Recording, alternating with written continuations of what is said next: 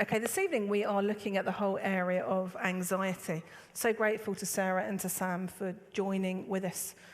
There's loads of different definitions as to what anxiety is. I've just got one on the screen, just to begin to get us thinking about it and to get us into some kind of context. So somebody has said, anxiety is a type of fear usually associated with the thought of a threat or something going wrong in the future, but can also arise from something happening right now.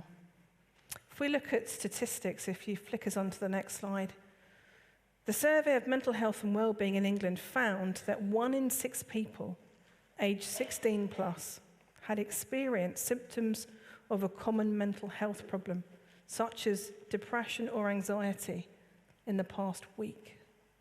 So 1 in 6 people, which is huge.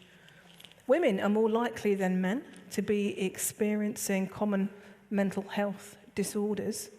And then just some common anxiety signs. As we're talking about anxiety, these are just some indicators of anxiety. Feeling nervous, restless or tense, having a sense of impending danger, panic or doom, having an increased heart rate, breathing rapidly, hyperventilation, sweating, trembling, feeling weak or tired, trouble concentrating or thinking about anything other than the present worry.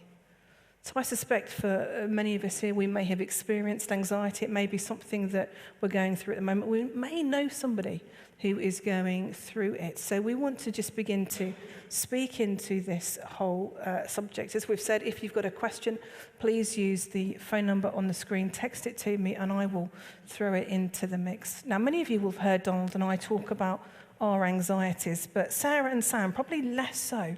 So Sarah, if we just start with you, tell us just a little bit about your experience of this whole area of anxiety. I was hoping you weren't going to pick on me first. So I need to give you a little bit of context, and then I'll explain my experience. And I'm going to give you a very recent example of this. So end of 2019 till the end of 2021 is what I'm going to be talking about. And in those 2 years, I faced illnesses, loss, and that's before COVID and lockdowns hit. And then we obviously faced COVID, numerous lockdowns, uncertainty. Working from home was not something that caused me anxiety. I thrived, loved it. What did happen in those 2 years was I really struggled every time we opened the church up and every time our youth program started back up. And I struggled because every minute that I was around the young people in these buildings, around anyone, I was fearful about being around people, being indoors. I was fearful of catching COVID, mostly because, those of you who don't know, I was diagnosed a few years ago as being celiac, which means I have an autoimmune disease, so I catch whatever's going around, and my symptoms are always worse than the average person, so I was naturally fearful of COVID.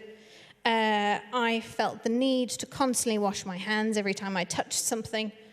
I internally panicked every time someone came too close to me or hugged me, which I'm a hugger. It's part of my culture as a South African. We hug when we greet, but now to be afraid of hugging people was a very different experience. So all of that throughout doing youth work over the last 2 years was incredibly exhausting. And through it all, though, I kept saying to myself, I just need to keep going. I just need to get through this, or I just need to make it to that half term or this break, or I just need this thing. We just need to do this. I just kept saying that. And I just need to keep going. However, the autumn-winter term, so September last year to Christmas, I couldn't keep going anymore. And basically, leaving the house became a real struggle for me. That's how anxious I felt. I felt anxious to walk out of my front door every single time. And if it wasn't coming here for work purposes, I had to have either basically my mom or my dad come with me because I just couldn't leave the house. And there were definitely 6:30 services where if my parents weren't coming to this service here, I couldn't leave the house. And so I stayed home and missed church. So that's a sum up of it for me. Can I just say thank you for your honesty and just being so candid with us. I know it's really helpful for us to begin to get a sense of what you've gone through, because we're not just doing this as an academic exercise. All of us have struggled, but thank you. That's really, really helpful, Sarah. Thank you. Sam, do you want to just share a little bit of your experience of anxiety as well? Yeah, so for me, I first sort of started experiencing anxiety, what I now understand to be anxiety, when I was around about 15, 16. I was in school and I was regularly having what, again, I now know to be panic attacks. But at the time, talking to people about those types of things, I don't think mental health was as talked about sort of 15, 16 years ago. And I was having regular panic attacks, so I'd be sat in a lesson at school and I would just feel this intense need to get out of the lesson. I would feel trapped. I'd feel like I needed just to have some space. And I don't really know what caused that at that specific time. I have ideas. I was doing a lot of sport up until that point, and that very suddenly stopped. And I went from doing a lot of stuff very regularly to not doing a lot, and I think that might have contributed to that.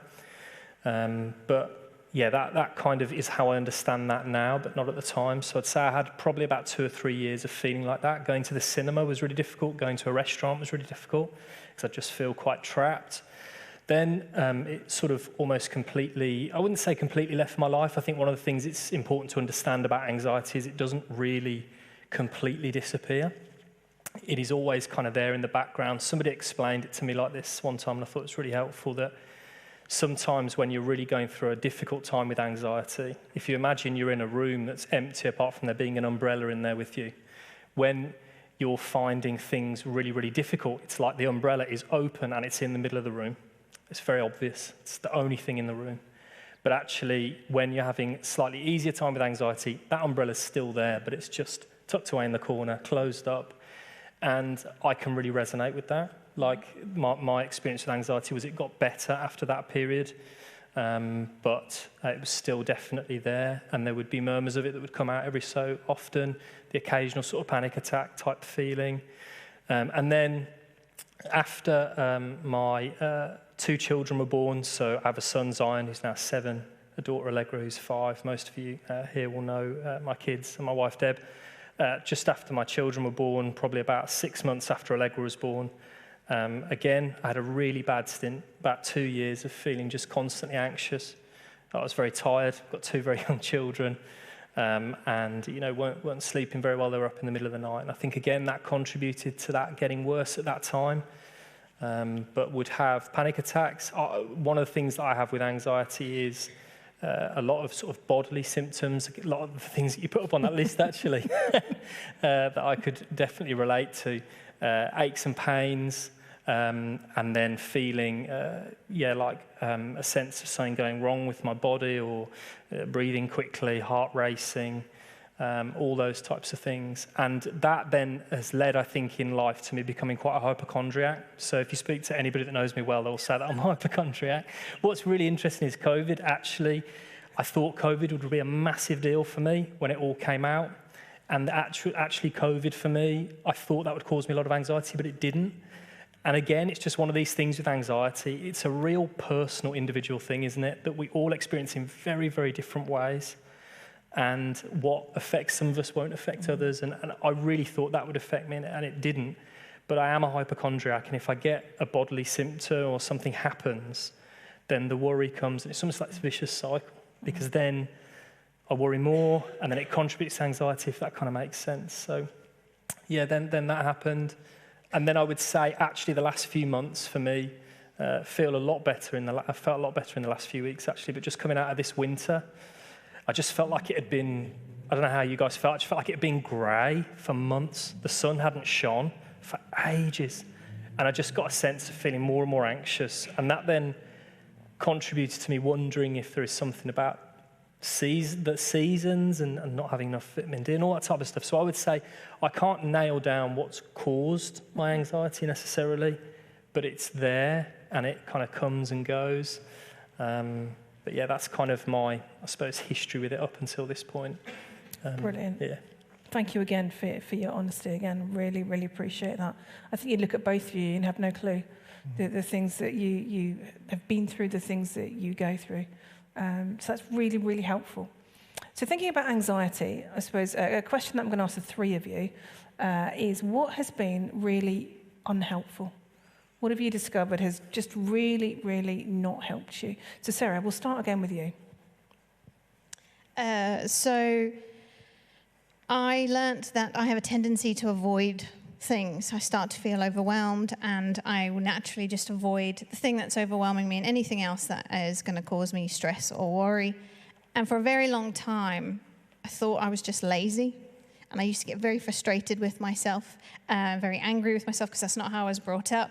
Being a hardworking person is a really valuable thing in my family. If you know my parents, you will know they're very hardworking individuals. And it wasn't until I realized it's not because I'm lazy or I don't want to, because I have that want to do certain things, but I'm feeling overwhelmed and I just can't mentally deal with this. So I had a very unhelpful way of, I'll just avoid it and do something else. And now that you know that you struggle with anxiety, has that helped you to kind of think less like that? Maybe not think less like it, because it's like with any habit. Once you get into a habit of something, trying to break it is really, really hard. So I have a natural tendency to do that. But I'm aware of it, and so I can deal with this more. It's going, I'm not going to sit here and be negative towards myself and call myself lazy again because I'm avoiding something. I'm actually feeling overwhelmed by this, or this is causing me to worry or stress. So I need to recognize that firstly, and then whatever it is I need to try and manage that, I need to do that. So here's a really silly example, but I'm home alone at the moment, and normally my dad cuts the grass, which I'm not really a fan of that, but now the house maintenance falls on me. It is my house, so I should know how to do this. I was feeling overwhelmed by the thought of cutting the grass yesterday. That sounds silly, but just the thought of it. So it's like, you know what? Why don't you just plug it in and give it a go? And afterwards, I felt I've achieved something today at least, because that was clouding my mind the whole day because I felt overwhelmed by the idea of cutting the lawn. So I was like, well, let me just do this. And I can then say today's been a good day because I did it. I did one task in the day. Absolutely. Brilliant. And you're going to come around and do my grass tomorrow. That's wonderful. Thank you so much. Sam, what have you found unhelpful? Yeah, I think I really relate to what Sarah's just said there, really. For me, when I feel anxious, I don't want to do anything. So I just want to be, and I suppose that's like a control thing. If I don't have to do anything, then nothing's going to hurt me or affect me, or do you know what I mean? And nothing bad's going to happen to me. And at school, like I said, when I was in a lesson, that was I need to get out of here. I need to get into a space where I can just be on my own. No one's looking at me. No one's, watching what's happening to me. I'm just on my own. So it was kind of like a control thing. I just didn't want to do anything. If I'm struggling like I have done over the last few years since my kids have been born, like that would be wanting to be at home in a safe place. Like anxiety for me a lot of the time, I feel the need to be somewhere that I would call a safe space. So it would be, it might be my bed, it might be the settee, do you know what I mean? It's just somewhere that is safe, that I feel like, well, nothing's going to happen to me here. And the unhelpful thing for me, I think, is giving into that almost. And again, I said it earlier, anxiety is an incredibly individual thing, a personal thing that we all go through, and we'll all experience it in very, very different ways. So what's unhelpful for me might be helpful for you, and what is helpful for me might be unhelpful for you. It's a very different thing that we all face, isn't it? And it attacks us and affects us in all sorts of different ways. But for me, it was unhelpful to give in to that feeling of wanting to be in that safe space for too long, let's say. So I spoke at Fusion Weekend a number of years ago, and I was deeply anxious in the weeks leading up to that. And the week, I put off sorting out all my talks for weeks and weeks and weeks. And I did it in the week leading up to going. And I can remember sitting in bed and doing these talks and thinking, I just don't want to go. I just want to stay in bed. I was in bed the whole time. I was working from home, and I was in bed the entire time. I didn't want to go. And I forced myself to go. Yeah. I cycled there because I thought, just blast it out your system, just do some exercise, get it out. And I did it, and I'll be honest, I didn't feel great when I did it. And it was probably one of the worst bunch of talks I've ever done. Wasn't very well prepared, but I did it because I felt like I needed to just get out and do something. Because just giving into that feeling of you can't go out and do something, you need to stay here, you need to, hide away. It was an unhelpful thing for me. The other thing I would say, mental health is becoming a huge, big thing now, obviously, and lots of people are talking about it. Because it's a personal thing, there will be some things that some people find helpful, some things that people might not find helpful. Some people might be aware of CBT, cognitive behavioural therapy. That is, I believe, an incredibly helpful tool for people with anxiety. I tried it and found that it didn't really help me all that much, personally. And that sounds like a strange thing to say. But I tried it. I don't know whether I'm just too lazy to put it into practice. That's probably the truth. I was just too lazy to remember the things and put them into practice when I was really feeling things weren't great. But like in saying that, because I'm aware that I've probably said that to a few people in the past, I don't believe CBT doesn't work. I think it's a helpful tool. And I also think what is also unhelpful, I haven't been led at any point in my life to needing what I would say, professional help, let's say.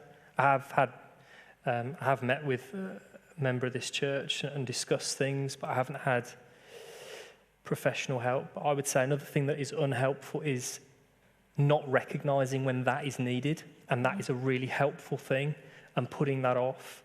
Because for me, I have wondered at different times, okay, is it time for me to go and go further with this? And I think it's unhelpful to put that off and to feel like no, and I suppose just listen to the people around you, I guess, as well. I hope that makes sense. No, that's great. Donald, is there anything that you want to say on that? Just to throw in a question as well at this point. Someone said, do you think that it shows a lack of faith if you are anxious? And I think sometimes that's things that, not that this is a great question, but sometimes people say that to us because we can take Bible verses glibly and God gives us peace that passes all understanding. Do you want to just speak into that? Yeah, well, I think we'll maybe finish with some scriptures and some of those scriptures. I used to think I didn't get anxious, and I think that 1 in 6 figure's wrong. I think it's 100%. I think every human being gets anxious, and it's really unhelpful to think that we don't. And one of the things I'll show at the end is where Jesus says that he was deeply troubled about the thought of going to the cross. And then he says to the disciples, within the same paragraph, there happens to be a chapter heading between the two, which always throws people off the scent. He says, do not let your hearts be troubled. And we take the do not let your hearts be troubled. He's just said how troubled he was. I think we have to recognize that fear, anxiety, stress is part of the human condition that Jesus shared in. It affected me in the opposite to these guys. It affects me in the opposite. I don't run away. I overwork. I try to control everything. I want every detail absolutely perfect, and I'm a nightmare to work with because I want everything. I will push and push. The more anxious I am, the more hours I'll put in, the more I want everything done right. And I don't know how some of you work with me because that's as unhealthy as, and for me to actually go, actually, I do get anxious. It just is exhibited in a way that makes it look like I'm not. I was sharing, and I've said this before lots of times, but sharing with our Living the Life, my anxiety begins after football on a Friday evening, so about 5 o'clock when I've stopped thinking about football, and I start to dread, and I start to go through the detail of what I need to get done, and then I don't sleep very well Saturday night. Every Saturday that I'm here at church, whether I'm speaking or not doesn't make a huge amount of difference because I'm worried for the people that are speaking for 30 years. And I have not admitted that anxiety, and I wake up and I'm stressed. And the other side effect of that, which is just me confessing, is it makes me look very grumpy and bad-tempered. And and we joke about it. One of the things we were talking about is how do we make the welcome of our church better? And the suggestion was to keep me away from anybody, because I know I can't think about anything else other than the detail of what I need to say. And you'll see, I fiddle with it. I go back and I fiddle with it, and I obsess over whether that slides in the right way. And if anyone asks me a question before a service, I will appear as grumpy as anything and be bad-tempered. And I tell you what's worse than that, and causes me anxiety, is if I'm preaching and you're sat in the front row, you sit there with your head in your hands, and you're like, does he think I'm speaking rubbish? What the heck? I mean, obviously it's because you're praying and concentrating, but anyway. Just worrying for everyone else. For everyone else. Just a quickie, is anxiety and fear from the devil? No. God created fear in us because it stops us putting our hand in the fire and running out in front of a car. It's a God-given thing to protect us. It can get used by Satan to get out of order and to go wrong. And all the things that Satan, he hasn't created anything. All the things is that he takes something that's good and he corrupts it. We need a fear. We need a fear of rebelling against God. We need a fear of not looking after our bodies. We need a fear of sin. We need a fear so it's when, and I would say that the anxiety that I feel, a lot of the time it channels, I think, and is channeled by God. And I don't think the Saturday night experience is Satan. I think it's God. It's part of, this is the cost of following. This matters what we do on a Sunday. And I wouldn't want, in a way, not to be fearful. It would be like it didn't matter, and it does matter. It matters because there are people, every time in our Sundays, there are people who are in desperate need, who may be the last time they come if we don't. So it matters. So I don't think fear is of the devil. It can be used where it paralyzes, where it consumes us, and where it changes our behavior from what God wants, and that's not a good thing. But I really think one of the big things is just we've stopped beating ourselves up for being nervous or anxious or fearful. It's life, and these guys have articulated far better than me. The more we what's the word I'm looking for? The more we think it's sinful, the more it consumes us. Because we've just got this voice of the accuser condemning, and it's really, really unhelpful. I'll tell you one final funny thing. So I have a thing about leaving the house, whether I've shut the front door. And I like to talk to people, and I think most people have got something. We've got these little tics. Mine is shutting the front door. This morning, I went out, and as I went out the front door, I thought, remember that you've shut the front door. And I felt so good. I just came straight to church, no problem, because I said to myself as I was leaving, when I came out tonight, I did the usual thing, which is where I get to where Adams is. Not Adams anymore, it's going to be the bakery. Did you shut the front door? And normally I'm walking, I have to walk back. And if you walk back, it's easier, because when you walk back, you can, yes, I've shut the front door, and I come away again. So I had to drive round again. Because and the reason it happens is because I was really worrying about this and worrying about whether I would say the right things. So when I'm worrying about something, I suddenly think, did you shut the front door? And the more anxious I am, the more that thought comes. So I drove round, but as I drove round, because it's a bit of a journey to drive back round, I started worrying about this again and realised I'd driven past the house again. So, and I'm really glad you're laughing, because it is funny. I had to drive around 3 times to check that I'd shut the front door before I came here. And I am not a bad person. I'm just a human being. It's how it affects us. We all experience anxiety. So let's crack on and look at then some positives. I've had a few messages in, quite a few, just a few positives from what people have said. Someone said, I tend to get anxious and depressed around September. Last year, I realised it was becoming a pattern, and also that it was to do with the lack of light, days getting shorter and darker. I bought myself a cheap light box and used it every morning until about March. It has changed my life. Recommended. Uh-huh. And then someone else said this: I have never been an anxious person until I hit the menopause. I started waking up at night with my heart racing and a feeling of panic and worry. I would then find things to worry about. I found out later that this is common in menopause, and that really helped me cope with it. I also pray when I wake up with those feelings. And I think sometimes just understanding why we are feeling a certain way helps. Okay, yeah, so I understand. I feel this way because of X, Y, and Z. And that takes away some of the fear around it, and you can begin to cope and to deal with it.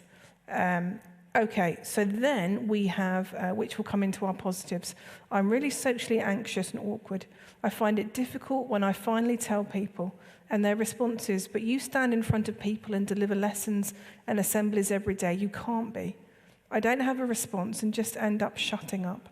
Any ideas how to deal with this response? Thanks. And then... Could be my question, that. Do you want to answer that question? No, I don't know the answer. You don't know. Any of you guys want to... I think just something that I relate to in terms of that, I would say I get quite socially anxious as well. I do worry about being very awkward. When I'm in a good place, so I feel like I've looked after myself well, maybe I've had vitamin D from the sun or whatever it is, or I'm eating well or whatever it happens to be, and I'm in a good, healthy place mentally, I'm less socially anxious. When I'm in a worse place, I'm stressed, perhaps I'm not sleeping very well, then I find that that's a lot worse. So, for example, like if I'm at an event and it finishes, like if I'm at church and it finishes and I realise I've got to talk to lots of different people, and especially when you work for the church, lots of different people want to come and talk to you. If I'm in a bad place, that's a very anxiety-producing thing for me. And I recognise that when I'm feeling better, I feel less anxious in that situation. So I'm not sure that's a really helpful thing. It's just something that I've recognised, that if I'm in a better place, then that is less of an issue for me. But some people's anxiety is purely around social, isn't it? So, yeah, it's just something I've noticed. I mean, I don't want to dominate, so shut me up, but what helps me is, A, I'm shy. I have to accept it. I am shy, and the world has to accept it. And because I'm shy, I can cope with social things when I know what's expected of me, and I can't cope with parties or buffets because I don't know what's expected of me.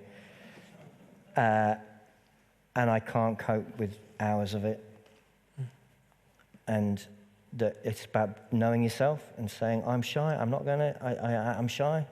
There's positives to being shy. And it is what it is, and I can't. And I think sometimes not everyone's going to understand that. I think unless you have been anxious in that particular situation, you don't have a clue. And you would look at some people and think, how on earth can they be anxious? And I think the thing is not to be governed by those around us, because a lot of people won't understand. I mean, we've got another question in here. Anxiety can sometimes lead to depression, and I struggled with this myself 8 years ago. Those around me told me I should be grateful for all I had, so why do you have a problem? Why are you moping? How do you think those around us could deal better to understand these issues? And I think they're not always going to understand. And it's how we can better understand ourselves and how we can have strategies and ideas as to, okay, how can I best function in life? What is helpful for me? A little bit like what you were saying, Sam, understanding ourselves. You were saying, understanding, this is me, this is how I tick. I don't know, Sarah, what would you throw into the positives and that whole discussion? Well, just on those 2 points. The first one about you teach a lesson and how could you be socially awkward? I'd say, well, they're completely different things. I can stand in front of young people all day, and I was able to come to church at my most anxious. It was my job. You kind of pull your socks up, and that's what I did. But coming into this building, which I work for, was hard because suddenly I'm not in control. I'm not here to lead. There isn't an expectation on me. So it's totally different. The other bit about people not understanding, I do think there's an element that sometimes you have to just accept that people won't understand if someone hasn't been through that. What I would say to whoever asked that question is, if your support system, the people that you lean on, are those kind of people who are not understanding, I'd really encourage you to rethink who you go to for your support, who you go to talk to about that. You really do need people who are going to sit and listen. And even if maybe they don't understand, at least try and empathize with you. So it's not that you need to not talk to anyone like that, but just put people in your life that are going to be an encouragement and a support. And yeah, that would be my advice. Brilliant. Someone else has messaged in, why is there a stigma on professional help? Would you advocate it? Would church ever employ a counsellor? I personally have sought professional health. I've struggled with anxiety, with panic attacks, with depression. I still actually talk to a professional about all of these things, and I'm not ashamed of it, because for me, it's just another way that God uses for me to find help and for me to get the right people to speak the right things into my life. I'm not ashamed of it. It's taken me however many years of being a Christian and a Christian leader to be able to not care what anybody else thinks. When I was at Bible college, I'm sure I said this before, I was diagnosed with depression. And I talked to the folks at Bible college, and they said, don't ever go on antidepressants. I'm like, why should I not go on antidepressants? Because that will be on your record, and you'll have to tell future employers, they will hold that against you, you will never get a job. And these are the great Christians that I went to college with and stuff. And you just think that is just the worst advice that you could ever give me. There is absolutely nothing wrong under the right circumstances with the right help and input into our lives in receiving any kind of help, whether that is antidepressants or whatever. I see medicine as a gift from God, used in the right way, in the right context, with the right people. I don't see it as a sign that I don't have faith. You wouldn't say that if I'd broken my leg. You wouldn't say, Cath, don't do anything about it, just leave it, because if you had enough faith, you'd be okay. And so for me, it kind of frustrates me when people see this slightly different. I don't know about any of you guys, whether you want to add to my rant. I mean, I'm pro if you need professional help, whether it's medication or therapy. I have had neither. For me last year, I said if by 2022 in the new year, if I can't find ways of managing the fact that I feel very anxious about leaving the house, I need to seek medical help. And I have found things and put things in place, but that's never something that I'll take off the table. We are complex human beings. I don't think there's ever one fix, oh, I'm fine now, I'm never going to worry or feel anxious again. Sometimes you might need multiple different things it might be therapy and medication and having people praying for you and something else. There isn't like one thing, so don't just assume, right, that's it. Brilliant. I think it's really important to value the skills that God has given other people. And I think that the skill of asking the right questions, i.e. counselling, that unlocks what is going on within us is a really precious skill.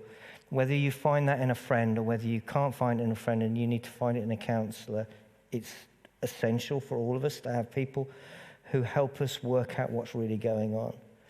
And I think in terms of medication can't stop us feeling sad, and it can't stop us dealing if there's really difficult things going on in our lives. It can't take them away.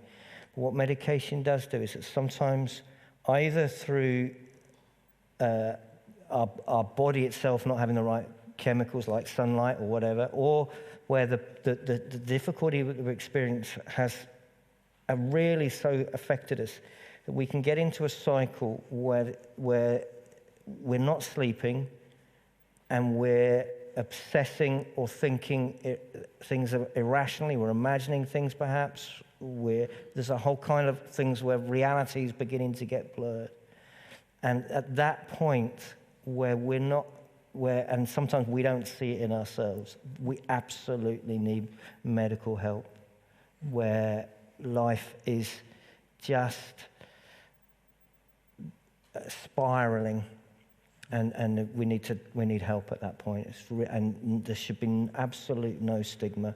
And when our body doesn't produce the right chemicals, whether it's diabetes or whether it's deficiency in a vitamin, or whether it's some unknown thing that's affecting our brain, we shouldn't be afraid of having a boost to that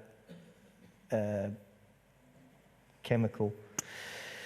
I mean, just to slightly clarify what you said, it can take away that emotion, but it doesn't take away the situation. No. But what it does is it helps you just to think more rationally and get yourself back on an even keel so that you can begin to face it. Yeah.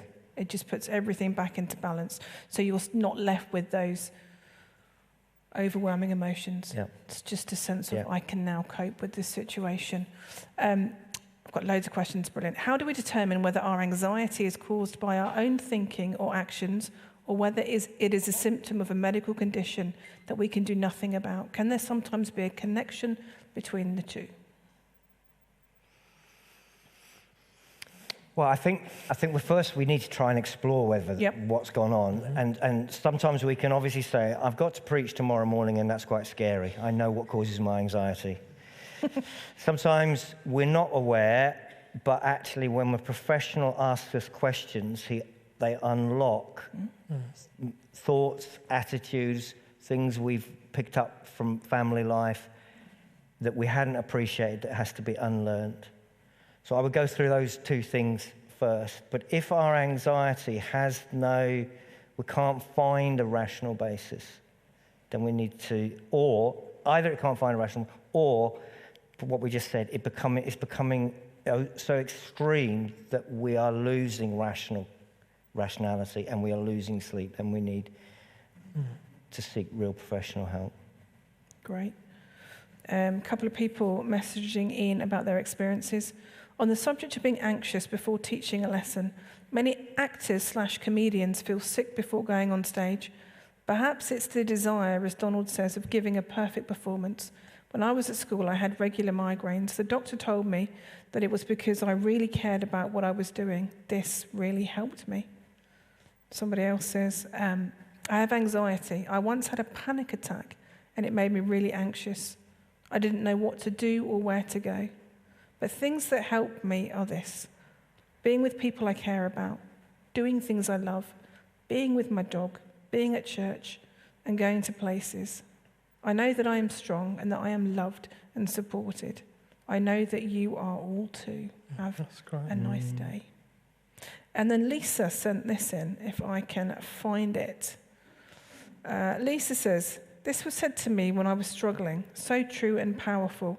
May this help others. And she sent us in the Footprints poem about how one person was walking and in the most difficult times in their lives looked back and there was only one set of footprints in the sand. And the person said, God, where were you when I needed you most? Why is there only one set of footprints in the sand? And God said, it was then that I carried you. This sense of God being with us and God carrying us in those difficult times. That's really helpful. So just quickly, some more, what would you say are your pieces of advice? What is helpful? Sarah, we'll start with you. So what I'm going to pick from my long list of things is the reason that I'm up here now, and that's because I'm hoping to encourage someone that might be like me. I don't share much about my struggles and sometimes about myself with people. I'm a very closed person at times. There's very few people who knew that I was struggling last term, and that's just how I am. That's how I like it. But what I learned was by bottling it up and not saying anything to anyone, and I'm not saying you need to tell the entire world or post anything on social media. I'd probably discourage you from doing that. But having a few people that I shared where I was at. So, a friend told me, I really think you need to go to Donald and just tell him where you're at right now. And I was meant to be preaching in October or November, and I was in not a great place. The fact that a talk was going to come up where I had to stand in front of a bunch of people. But by being open to my line manager, and just sharing that, we agreed that taking that off the table was a good thing. And I needed to focus on, firstly, getting to a point where I could get out of the house without it becoming a massive drama. So my advice is, if you don't have people that you can go to and say, I'm really struggling, find those people. And it doesn't need to be loads, but just someone to share the burden that you're carrying is a really, really big thing. And it's a lesson I'm still learning, but it's a really important one. Brilliant. Sam? Yeah, I think just for me, talking to people, again, we've talked about most of the things, but talking to people that you trust. I think this isn't excluding ladies in the room, but if you're a guy, that it's all right to get upset and to cry. I think that was a big thing for me. I was like, although I would say if you'd asked me that question years ago, I would have said, oh yeah, of course it's fine for guys to cry. I do think there was kind of like still a thing inside me which was like, no, it's not. Like, it's weakness.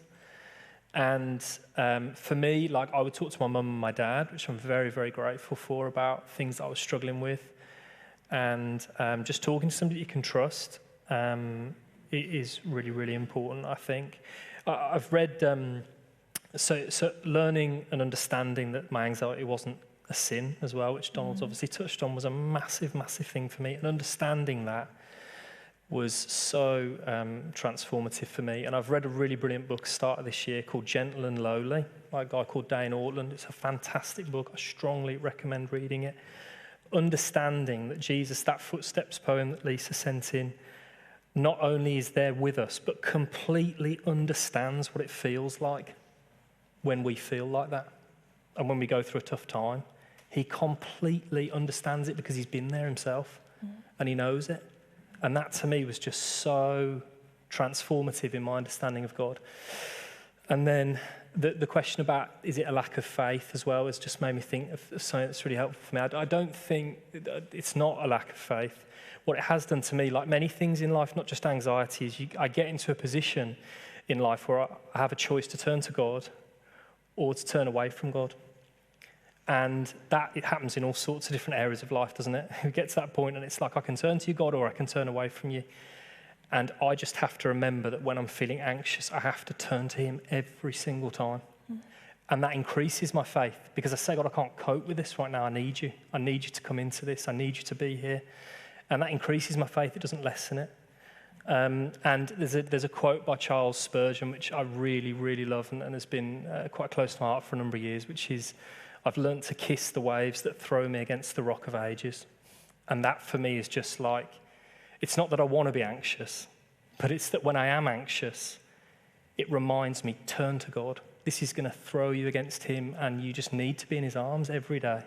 We just need to be with him. So I think for me, those are the main things. And just one extra thing as well, which is a little side note, talking about the social anxiety and just going back to that. Something that I've found really helpful to understand about myself is being introverted and needing less time around people and recognising that, like Donald spoke about. I've found it really helpful to see it like I have a certain number of social tokens every week. And if I use those up, then I'm no good for anything social. And I used to get to Sundays and I would go and eat meals with my parents. I don't know if my parents are here tonight. I don't think they are. That's all right. I can say what I want then. Oh, no. It's on the video. We used to go and eat lunch. We still do occasionally. And I would get there and I wouldn't want to talk to anyone. I wouldn't want to laugh. I wouldn't want to joke. I wouldn't want to smile. And I was like, why do I feel this miserable? And it was because I'd worked all week, seen young people all week, spent time with the staff, done stuff with people all the time. Saturdays, me and Deb and the kids would do something together, and then we'd do something social in the evenings. I'd get to Sunday, I'd do Sunday morning Bible study. And then I'd go to my parents, and I would just be spent. And I'd get in there, and I'd just be like, I just want to be on my own. You know, and it's just noticing and being, I think, self-awareness, as much as we can learn it, because it's difficult, isn't it, to be fully self-aware a lot of the time. But just slowly over my 31 years so far of life, I feel like I've become more self-aware of what I need, and that's just been a really helpful thing as well. That's brilliant. So Donald, to bring us home, there's just a final question which will pick up on what you're going to talk about. So it says, for someone who has chronic anxiety and depression and has had multiple levels medical treatment. Is there anything that we can do from a Christian perspective to start to heal from this? So you guys have picked up on this already. Just take us home with that. So I think that these guys are brilliant, and I think it's really important. I've always felt as a church we want to make sense of life. We don't want to pretend something, and these guys' honesty. And to be honest, all of the staff team, we've all got things that I struggle with, and this perception of Christian workers is unhelpful. I do want to look at, just for a moment, and I know we're going to slightly overrun, but I think it's important. When Paul says, do not be anxious about anything, he is not saying it's a sin. He is saying, because if he said, look, guys, my advice to you is be terribly scared and anxious, we'd go, well, what's the Bible saying? But he is going to give us, I think, some really helpful things, and he's going to say, let's go back a bit, in every situation, prayer and petition with thanksgiving, present your requests to God. The biggest tip I would say is don't suffer with this on your own. Take it to God. He can handle. See, once you know it's not a sin to be anxious and that Jesus was anxious and it's part of humanity, but that he doesn't want us to be consumed and damaged by it, then we can take it to him. When we feel it's a sign of weakness and failure, then we hide it from God. We never get the help. He talks about thanksgiving, and we talk a lot about finding gratitude. It's not being thankful for the thing that's bad, but just trying to see that there might be more than the thing we're anxious about. One of my big things which taps into Sam is to reward. I try and reward myself every day and every week and every 5 to 6 weeks. And my rewards are principally that I reward myself every day with a walk with the dog where nobody speaks to me. And I love it.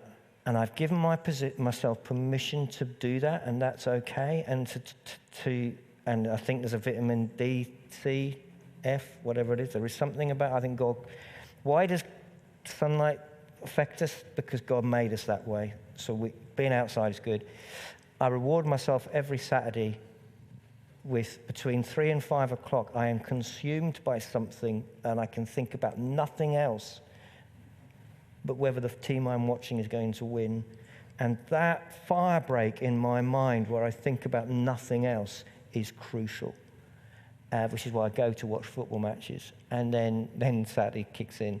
And then every 5 or 6 weeks, I reward myself by going for a walk for 3 or 4 days, which I will be doing this week. And God says, do not be anxious, not because it's a sin, but because he knows it's our human condition, and we need to try and deal with it. And we present our requests, and we pray to God, and then he says he gives us a peace which transcends all understanding. Now, the key thing for me is that the peace of God is something that washes over us when we bring the fear and anxiety to him. And sometimes it's something that takes a long time, and we look back, as in footsteps, and we realize we've come through it. And really, it's not always a feeling. It's just the ability to get out of the house, to turn up with the young people, to stand in front of the church. It's just the supernatural power to do what he's asking us to do, even though our heart is racing, even though we are sweating, even though we are fearful. And there's a song that I don't think we're singing tonight, but this is about the goodness of God, and we look back on our life, and it is about looking back and seeing that when we bring the stuff to him, that's when we can find a peace. But it isn't always an immediate feeling. Finally, Jesus says what I said earlier, my soul is troubled. He is feeling anxious about the cross. And he says a few verses later, do not let your hearts be troubled. And I talked a few weeks ago about how it is that he can be troubled, and what we can do to not let that take root in our hearts. We're all going to be troubled, but Jesus doesn't want that to define us. And so that's the QR code for the talk that I did, if you didn't hear it, on these verses of trying to understand how it is that Jesus says, we're going to have troubles, but don't be troubled. And the difference between real anxiety and fear and being paralyzed by it. And the thing about these guys is that they have been incredibly honest and expressed strong anxieties, but it hasn't paralyzed them. And that's, I think, what Jesus wants us to be free from, of being completely closed down and trapped and unable to do what God would have us do. And actually, when we say to God, I'm struggling with this, will you help me? The feeling may feel the same, but it's about still being able to do what God asks of us.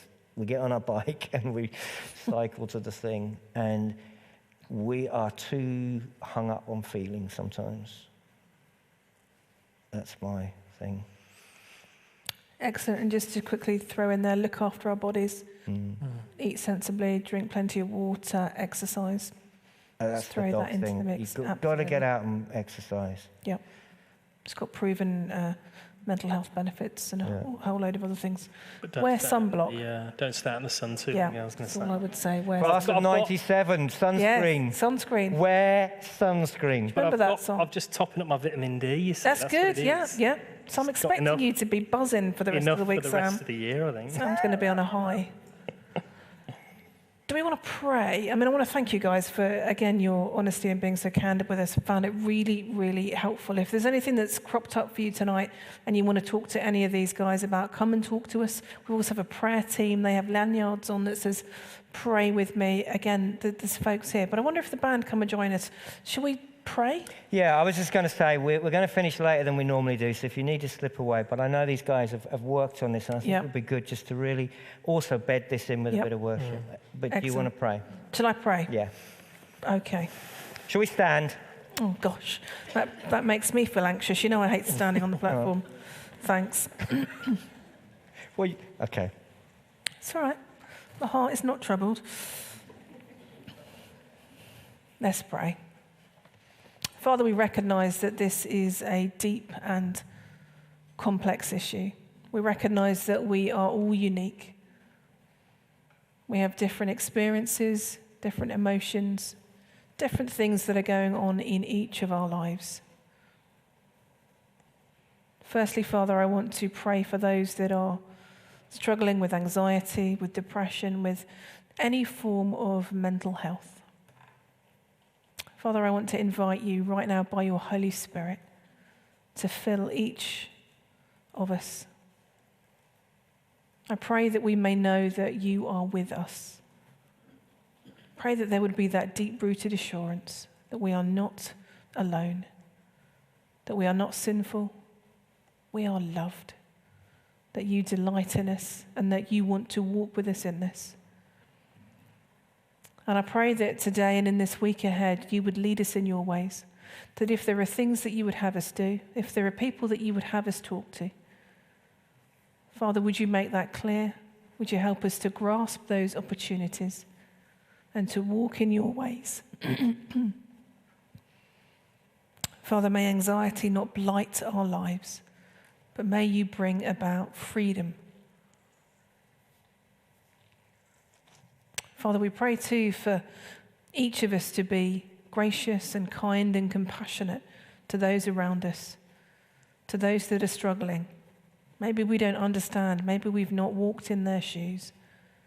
But I pray that you would give us the words to say, that you would help us to love and to be compassionate and to journey with them. Thank you that you love us. Pray that as we fix our eyes upon you and as we worship, that through the words, through the music, that your Spirit would continue to work in our hearts and our lives. Touch us and change us and heal us, we pray. In Jesus' name.